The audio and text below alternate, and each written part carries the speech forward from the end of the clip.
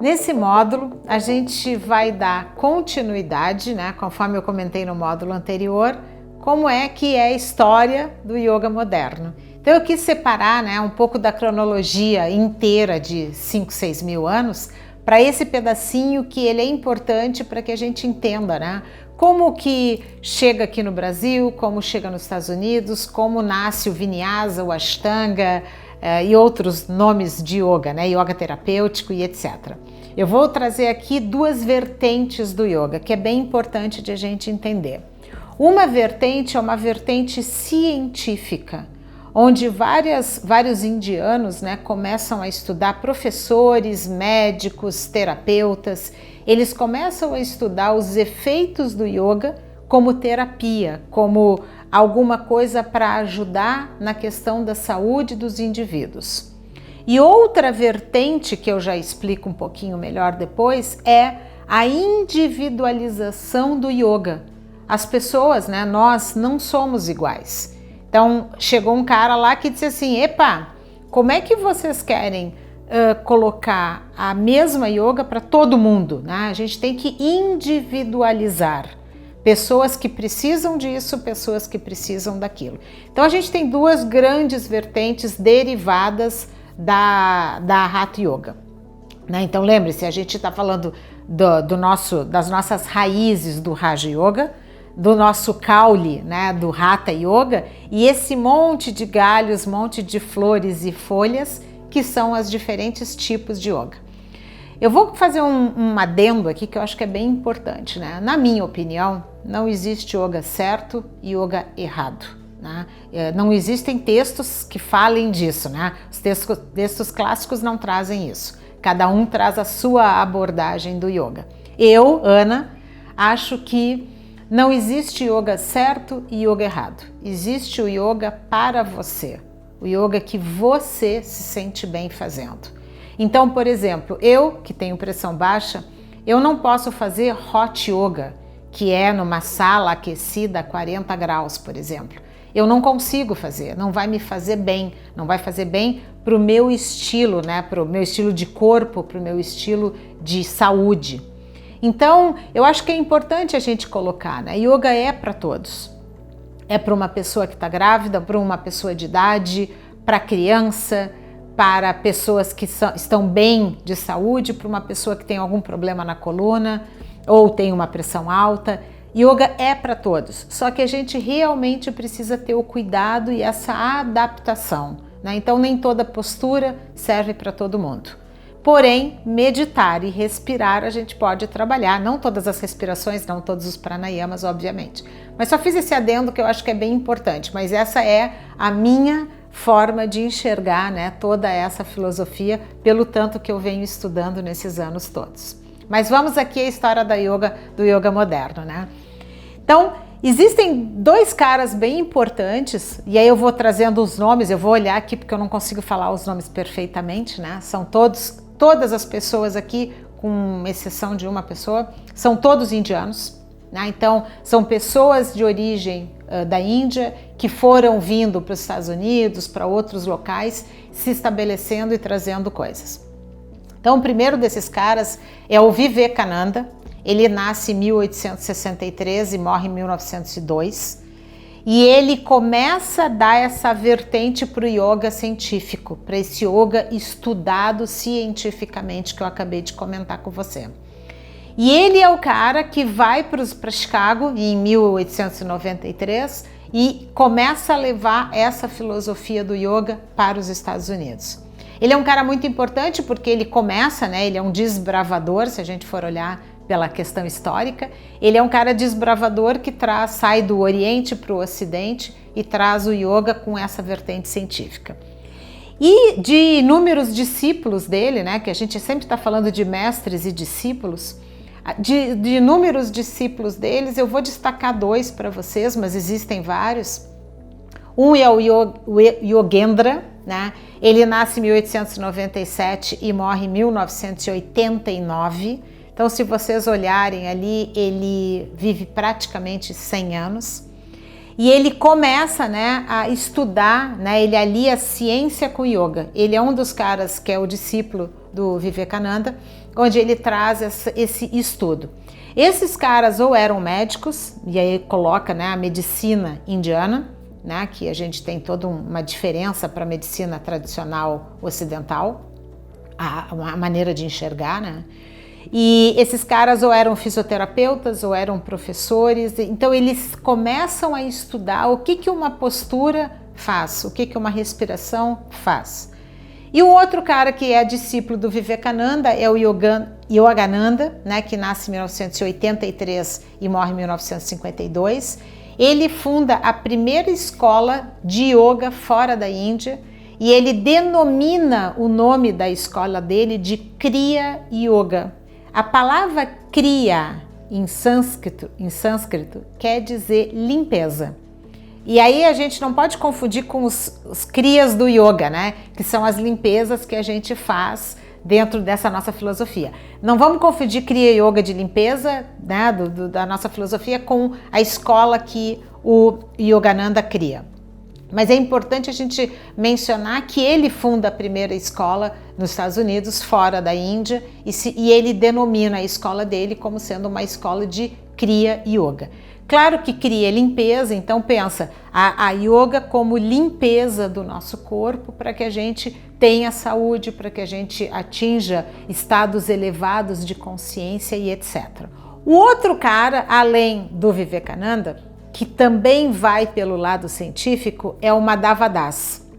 Madhava Das, ele nasce em 1800 e ele morre em 1921. Então ele tem mais de 100, ele viveu, né, mais de 100 anos e ele é considerado o pai da yoga científica.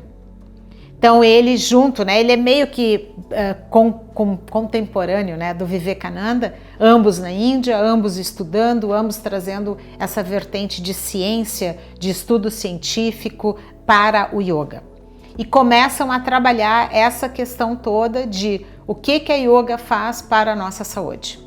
Lembrando que estamos falando do yoga moderno, onde tem que fazer sentido para o nosso ocidente, tem que fazer sentido a yoga, né? Tudo aqui no ocidente a gente tem essa vertente de fazer sentido. De novo, a gente não tem as questões devocionais. Dos discípulos, né, do Madhava Das, existem vários, eu também destaco dois, né? Um deles, Kuvaliananda, eu tenho que cuidar para dizer esse nome, é de onde deriva o meu estudo, né? Eu sou formada aqui no Brasil, mas pelo IEP, que tem a vertente, né? Bebe da vertente do Kuvaliananda. Ele nasce em 1883 e ele morre em 1966. E ele começa a dar um olhar terapêutico para o yoga. Então o Kuvaliananda, ele funda o primeiro centro de pesquisa científica com esse olhar terapêutico na Índia em 1922. E ele começa a estudar tudo o que acontece no corpo de uma pessoa que pratica yoga durante muitos anos, todos os dias, né? Pratica, a gente está falando de yoga, mas eu estou falando aqui, yoga também inclui a meditação, né? Um dos grandes objetivos. Então, não só posturas, obviamente, mas todas as questões envolvendo as respirações, envolvendo a meditação. E ele começa a fazer estudos científicos e traz, né, esse viés que é muito importante, né? Então, lá em Kaivalyadama, na Índia, tem a escola do Kuvaliananda, que até hoje existe, né, e que continua tendo esse estudo. E o outro cara também contemporâneo, né, do Kuvaliananda é o Shivananda. Shivananda nasce em 1887 e morre em 1963. Ele já é médico, ele traz pesquisas médicas para isso, para esse yoga, né, para esse olhar. E ele funda o que ele chama, né, o que depois é chamado de yoga integral. Ou seja, a gente está falando que nós, seres humanos, né, nós somos seres integrais, não existem dissociações. Não dá para pensar na mente sem pensar no corpo, não dá para pensar no corpo sem pensar na nossa alimentação, não dá para pensar na nossa alimentação sem pensar no nosso sono, no nosso descanso, na nossa respiração e assim por diante.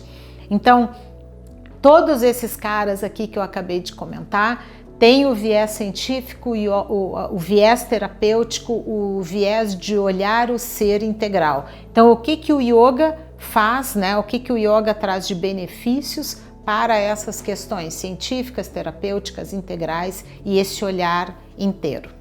Então, eu trouxe algumas pessoas, obviamente, existem mais, mas eu trouxe alguns caras importantes, algumas dessas pessoas que tiveram relevância. E aí depois a gente vai para o outro viés, que a gente chama yoga dinâmico, né? O yoga que é adaptado para o aluno. Aquilo que eu comentei um pouquinho antes, que é, se eu não sou igual a você, como é que toda postura eu devo fazer e você também? Da mesma forma, né? Então, um dos caras que começa a se dar conta disso, que é o Krishnacharya, ele nasce em 1888 e morre em 1989, ou seja, 101 anos. Ele começa a dizer assim, opa, eu acho que dá para adaptar. Então, só para vocês entenderem, lá no Yoga Sutra de Patanjali, lembra? Sutras de Patanjali, as posturas são descritas, né? Como posturas que tem que ter conforto, que tem que ter estabilidade, enfim, mas não se descreve as posturas. Ao longo do tempo e para ocidentalizar, eles começam a ter posturas, né? Então começa a ter a postura da árvore, a postura do arco, a postura do barco e assim por diante. Eu não estou trazendo os nomes sânscritos aqui das posturas, né? Dos nossos asanas, mas eu estou trazendo aqui para vocês os nossos nomes em português. Então, começa a ocidentalizar e trazer posturas. Então, quando a gente fala de quais são as posturas básicas, a gente está falando de provavelmente, né, 32 posturas, onde a gente encontra na literatura a descrição de primeiras, né, as primeiras 32 posturas. Quando chega no Krishnacharya, Krishnacharya vai e começa a dizer, olha, essas 32 não dá para ser para todo mundo. O que a gente vai fazer? E ele descreve 100 posturas. Então, de 32 a gente pula para 100. Nesse yoga que ele denomina como, né, o Vinyasa Yoga. O Vinyasa Yoga nasce com o Krishnacharya, né, ali por volta de 1900, né, e ele começa a trazer toda essa questão ligada a como que a gente faz para uma pessoa A, como a gente faz para uma pessoa B, e por isso as derivações das posturas. E aí a gente está falando aí de 100 posturas. Do Krishnacharya tem uma série de discípulos, né? Que aí vem todo esse monte de nome que a gente conhece. Lembre-se, agora nós não estamos falando de yoga científico, o estudo do yoga como terapia, como entendimento, né? Do que faz no corpo. E sim como faz para adaptar ao aluno. Então, um dos primeiros caras que são discípulos do Krishnacharya é o Iyengar, que é um cara muito conhecido, né? Ele nasce em 1918 e ele morre em 2014, agora há pouco, e ele funda o Iyengar Yoga. Só para vocês terem ideia, no livro que eu tenho aqui do Iyengar, que eu já dei uma estudada, existem mais de 800 posturas. Então vejam, a gente tinha 32 básicas, o Krishnacharya vai e popula 100, o Iyengar vai lá e popula 800 posturas.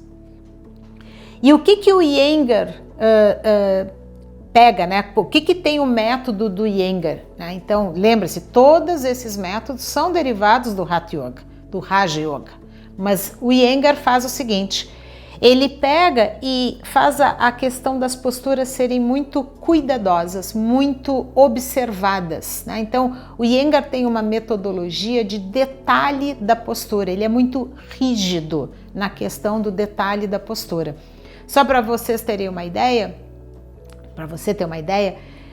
quando você vai se formar no método Iyengar, você precisa estudar 3 anos e se submeter a uma prova, né? Dessa metodologia que é bastante difícil. Aqui no Brasil a gente tem bem poucas escolas Iyengar de yoga. Então o Iyengar é um desses caras que são discípulos do Krishnacharya. Bom, o segundo cara aqui que eu destaco, desse discípulo do Krishnacharya, é o Patabi Joy. Nasce em 1915, morre em 2009 e ele funda o Ashtanga Yoga. O Ashtanga, a palavra Ashtanga, só para vocês saberem que depois eu vou abordar os 8 passos do Yoga. Ashtanga são 8 passos ou 8 partes, né, do Yoga. Mas não confundir os 8 passos do Yoga com Ashtanga metodologia de Yoga, né, ou filosofia não. Metodologia de Yoga, acho que é a palavra bem boa. Ele funda o Ashtanga Yoga, que é baseado em 16 posturas e 16 séries crescentes de dificuldade. O Ashtanga é feito em movimento, não são posturas paradas. Lembre-se que quem faz yoga, né, conhece, o Hatha Yoga são posturas paradas. O Ashtanga já coloca sequências e movimentos. E são posturas ou movimentos, né, um pouco mais dificultosos, que nem todo mundo consegue se adaptar à metodologia do Ashtanga. Lembrando que eu falei antes, né, eu acho que não existe certo e errado, existe o que é bom para você. Depois do Patabi Joy, eu destaco o Desikachar. O Desikachar, que nasce em 1938 e morre em 2016, agora há pouco, o Desikachar é filho, né, do Krishnacharya. E ele funda o Vinyasa. Ele também traz para os Estados Unidos, ele também deriva do Vinyasa, que é um método um pouquinho diferente. Lembrando que o Vinyasa, eu acho que eu não comentei aqui, o Vinyasa também é sequência de posturas em movimento bastante fortes, né? Bastante rápidas, bastante... Eu não sei se rápida é um bom nome, né? Mas não é, de novo, a yoga parada, né? Não é uma postura parada, e sim em movimento. Depois eu destaco, que eu acho bem importante, a Indra Devi, é uma mulher, ela nasce em 1899 e morre em 2002, ela vive mais de 100 anos. Ela não funda nenhuma yoga fantástica, mas ela vai para os Estados Unidos também, e ela é considerada a primeira dama do yoga. Então vejam bem, a gente está falando aqui até 1900 e bolinha, a gente está falando que só tem homens. A yoga era masculina até muito pouco tempo atrás. Então, eu acho importante a gente trazer que a Indra Devi é uma mulher que ela vai para os Estados Unidos, ela começa a trabalhar a yoga, né? E ela é pioneira nisso, eu acho bem importante, né? Não que ela tenha uma metodologia dela, mas ela traz isso. E ela é derivada, obviamente, lá do Krishnacharya. E o último que eu trago, que é um cara que ainda está vivo, ele nasceu em 1945, ele se chama Mohan, ele já é um descendente indiano, ele nasce nos Estados Unidos e ele funda a metodologia Svashta Yoga. Eu não conheço direito, eu não tenho muita familiaridade com esta filosofia, mas só para dizer para vocês que tem gente mais nova, gente que já não é indiana, né, é descendente de indiano, nascendo nos Estados Unidos, e eu estou trazendo muitas referências dos Estados Unidos, que foi onde a yoga ficou mundialmente conhecida, né? A gente tem que lembrar, e aí para quem é mais velho aqui, quem está me assistindo é mais velho, vai lembrar da Madonna, do Sting, mais, né, modernamente falando, da Gisele Bündchen. São pessoas que começam a difundir, né, pessoas que são conhecidas, né, pessoas públicas, que começam a dizer que yoga faz bem, né? Então trazem a yoga para mais gente, para que as pessoas conheçam seus benefícios, e daqui não deixando de esquecer, né, do yoga científico, do yoga terapêutico. Aqui no Brasil a gente teve um ícone chamado Hermógenes, o professor Hermógenes, que tem uma yoga, a Hatha Yoga dele, mas é uma yoga bastante devocional. A gente tem que entender um pouquinho a história do Hermógenes. Para quem não conhece, esse ano ele faria 100 anos, ele morreu com 90 e poucos, e ele teve uma história. Ele era um militar, professor universitário, e com 30 e poucos, quase 40 anos, ele tem um efizema pulmonar, e o médico dá 6 meses para ele morrer. E ele está na cama, na casa dele, com a família, enfim, e ele tem, né, oportunidade de chegar à mão dele um livro de yoga e ele começa a dizer, opa, que negócio é esse aqui que pode me ajudar terapeuticamente falando. E aí, ele era extremamente, nesse momento, né, ele fumava, ele estava numa cama tomando muitos remédios, ele estava muito obeso. Então, ele começa a transformar a vida dele através do yoga e obviamente que tem uma coisa muito religiosa, ele é muito devocional para quem conheceu o professor, né? Eu não conheci pessoalmente, mas conheço, minha mãe que faz yoga até hoje, fez muitas aulas assim com a questão do yoga, do Hermógenes, e o Hermógenes é um grande ícone que a gente não pode esquecer. E depois tem várias outras coisas, que é o tal do Hot Yoga que eu falei para vocês, o Yoga Sup, né, que é em cima de uma prancha de stand-up para se equilibrar em cima do mar, enfim. E aí, como eu falei antes, né, só para fechar esse módulo, de novo, acho que não tem yoga certo e yoga errado. Tem o yoga que é legal para mim, tem o yoga que é legal para você. Voltando lá no nosso início, no nosso módulo 0 ou 1 aqui, né? Importante lembrar, yoga é prática. A gente só pode perceber as coisas no nosso corpo quando a gente pratica, quando a gente vai e faz, quando a gente vai e sente, quando a gente vai e observa. Tá bom? Era isso nesse módulo, te vejo no próximo.